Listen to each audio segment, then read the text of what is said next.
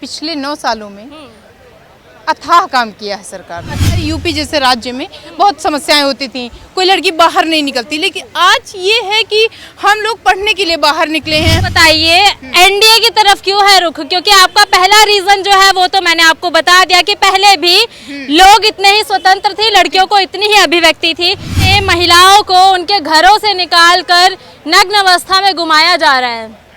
अब में 35 टुकड़े किए जा रहे हैं। बहुत काम करती है। हम बता दें आपको, हम ऐसे गांव से आते हैं, ऐसी जगह से आते हैं जहां पर लड़कियां जो है वो 7 बजे के बाद बाहर नहीं निकलती हैं, अभी भी की स्थिति। लेकिन आज हम दिल्ली जैसे शहर में केंद्र में है ना, ये केंद्र माना जाता है, वहां पर है।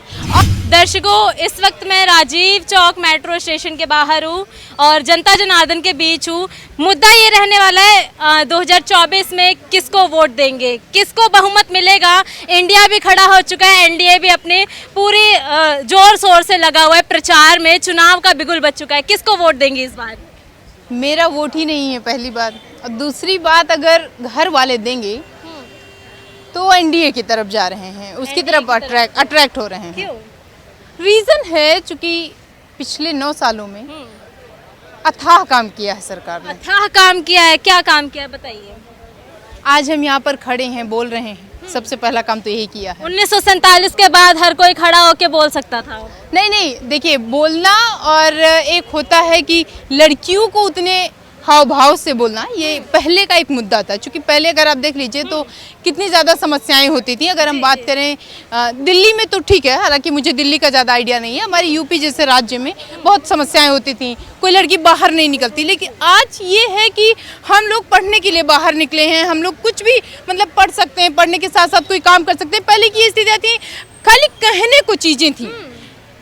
पहले की स्थिति में ही एक लड़की कल्पना चावला नाम की हरियाणा की थी, बहुत छोटे कस्बे से आती थी। वो चांद तक पहुंच गई, धरती से चांद तक।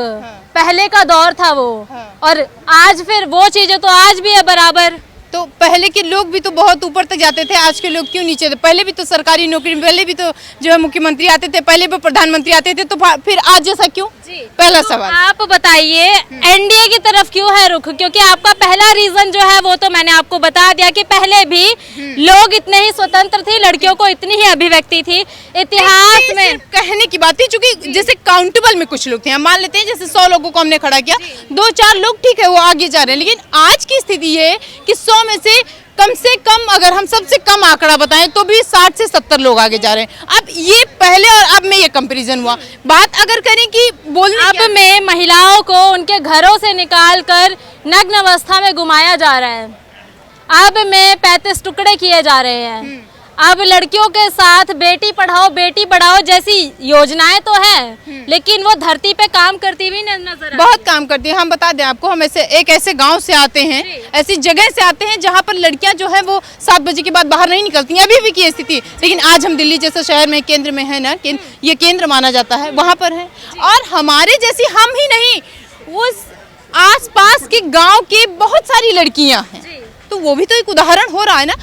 हम फिर से बता रहे हैं कि जैसे हर एक काम में अच्छाई भी होती है, बुराई भी होती है। अब ये जरूरी नहीं है कि कोई सरकार ऐसी है जिसमें बहुत ज्यादा अच्छाई है, कम बुराई है। कोई सरकार ऐसी है जो अथाह जो है नेगेटिविटी पे चल रही है। अथाह काम दूसरा गिना दीजिए।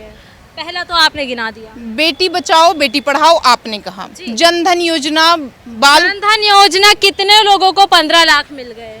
बहुत लोगों को मिल गए। मेरे बाबा के खाते में आ रहे हैं। मैं पहला उदाहरण आपको बताऊं, यहाँ पे जितने लोग बैठे आप इनसे पूछ लीजिए। 15 लाख है बाबूजी आपके? मुझे तो हर महीने आते हैं जी। 15 लाख? मुझे पेंशन मेरी बढ़ी है, इसलिए मेरे हिसाब से आते हैं। अच्छा, हाँ जी। अच्छा भैया, 15 लाख है, रोजगार मिला? युवा है, रोजगार तो है, रोजगार है, 15 लाख मिल गया। अब तो कमाने वाले पे डिपेंड करता है कितना कमा सकता है, वो तो डिपेंड करता है।